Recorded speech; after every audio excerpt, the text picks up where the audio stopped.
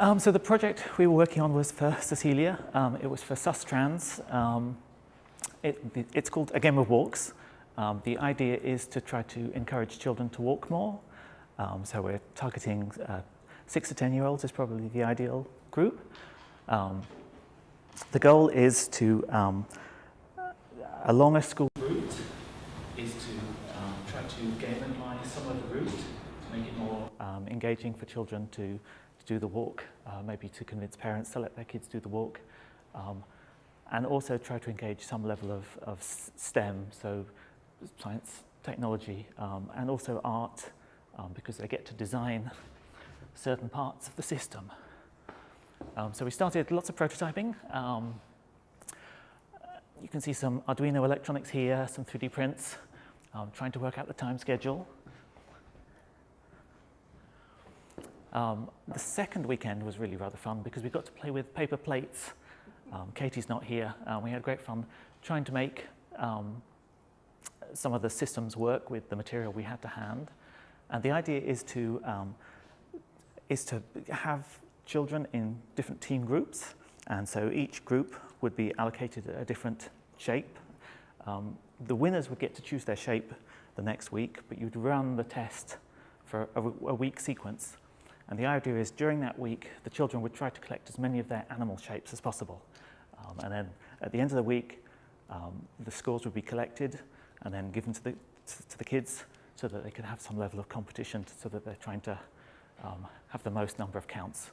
And the idea is that if you place these units along safe areas of the school walk where you actually want to encourage children to use the routes, then you will improve safety by getting kids to walk safer routes, and also hopefully tempt a few more children to make that walk, because there's a little bit of element of gameplay between them.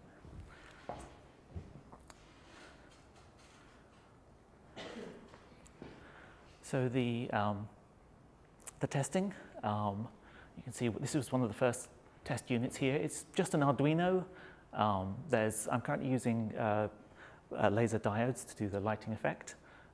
That will be just high brightness LEDs in the production version. The main challenge here is to try to have lights that are bright enough to work in well illuminated areas. So currently this is just kit that I had about. So you can see it's not really bright enough to show unless it's in a darkened room. Ooh. Hey. Right, so they're all showing dolphins at the moment. So if I'm in Team Dolphin, which I am, then I just have to trigger the light as I walk past. He says, famous last words. So the units will now wait for a certain set time period. They'll select randomly but equally, so there's an equal chance of all of the teams getting the same number of points over a week's play. They'll now select another one. There's a timeout. I've set it to about a minute on these, where they'll pick another shape and project it. And that shape, the animal, will stay around for 10 minutes before the next animal will come along. So there's an element of, if you see one, you should collect it if it's for your team. If it's not for your team, then don't collect it because you're scoring points for someone else's team. Because they're all selecting the symbols randomly, dogs and cats and pedestrians and anybody else who happens to trigger them, it will be an equal distribution. So you'll have a flat noise level. You'll just lift the noise level, but it will be equally distributed. So unless people start picking their favorite shape and triggering it, you shouldn't end up with bias in the system. And the idea is, at the end of the week, depending how the schools would want to run it, maybe they put it on their blog, or maybe it's just something internal to the school. The competition side of it is that the kids will know who won, who got the most points, who's winning. You could even do leagues if you wanted to do week to week. You could change the units at the front have little gobo selectors, so you can just pop them off and put on new shapes. So if you want to change the theme, so maybe it's Easter, and so you have an Easter theme, or it's Christmas, so you have a Christmas theme, or it's Halloween and you have a Halloween theme, but you can change that over time as you run the game.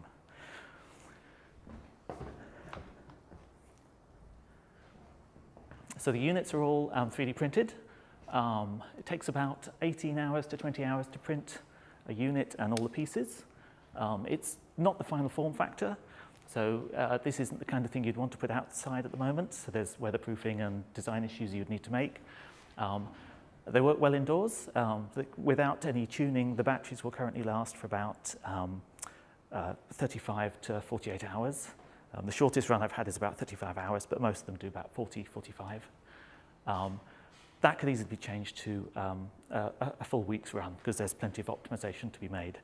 And the plan is also you would time them so that where you place them along the school run, they would activate and deactivate outside of the school run, and so you would time it so that the children are walking to school. You wouldn't stall them because they're playing games. They basically disable themselves at a certain point to allow the children to proceed. So yeah, so this was the Builder 3.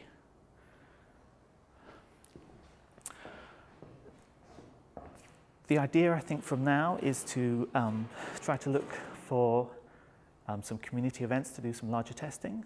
So it could be anything from a school fete to a science festival or an event where you have a short duration where you can test them in a more controlled environment.